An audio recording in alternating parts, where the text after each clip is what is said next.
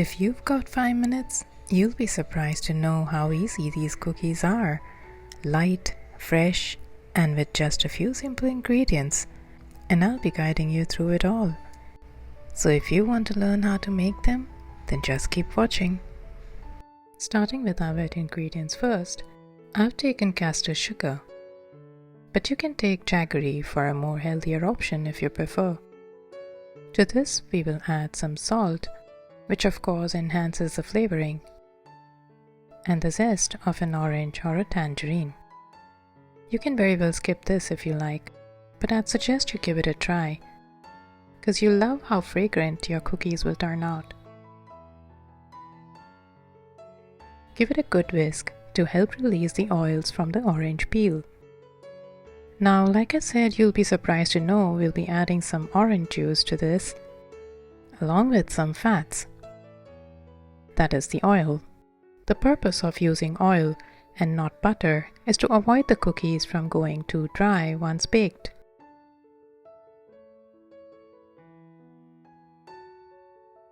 Once the wet ingredients have been whisked in, go ahead and add in all the dry ingredients through a sieve. That is the all-purpose flour. You can use whole wheat flour, but the ratio will change, so you'll need about 225 grams of whole wheat flour, along with cornstarch and baking powder. Now when I add cornstarch, the purpose here is to absorb the excess oils, and at the same time it helps to keep the cookies tender on the inside.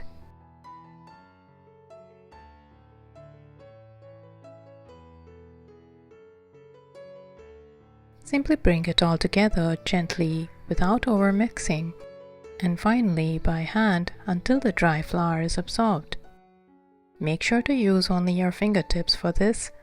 We do not want a stretchy dough. This is the texture we're looking for.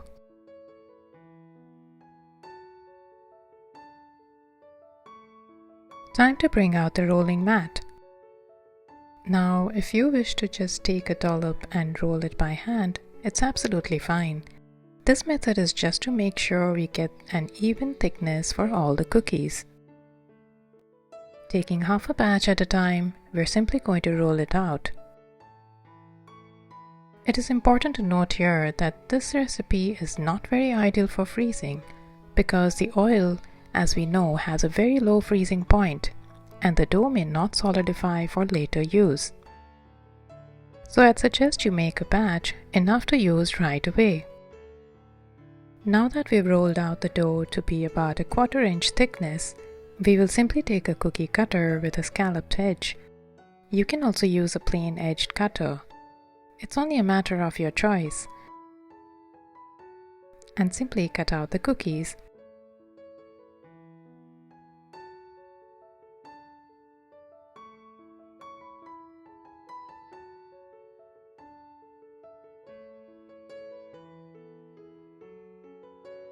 Once done, we will now use a bent scraper to halve the cookies and giving an indentation to make it look like orange wedges.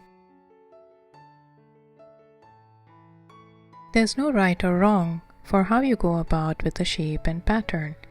Just make sure it's all even sized to help bake evenly.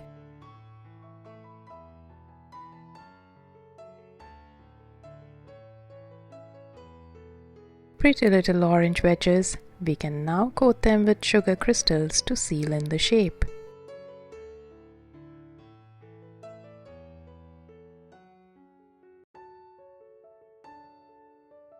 And that's ready to go on the parchment-lined baking tray. Similarly, go ahead and repeat the same for the rest of the dough. Let me know if you have any different flavoring ideas for this cookie. I'd love to know in the comments below. And if you'd like to check out some more such easy cookie recipes, do let me know in the comments below. Or simply click the link in the description box below. In our ebook, we also have some healthy millet flour cookie and cake recipes as well. And in addition, we also have some no-bake recipes too, so do check it out. Pretty as they look, these are now ready to go into the preheated oven but make sure to keep a watch as every oven works differently. Perfectly baked with an ever so light browning on the edges.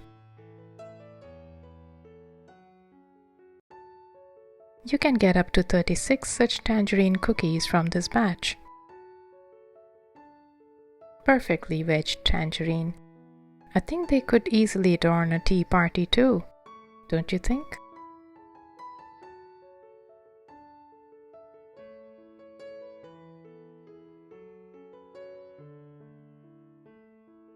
Time to see how they've turned out on the inside. Perfect crumbs with a tangy aroma in every bite. Try it and let me know what you think. Thank you for watching. Bye for now.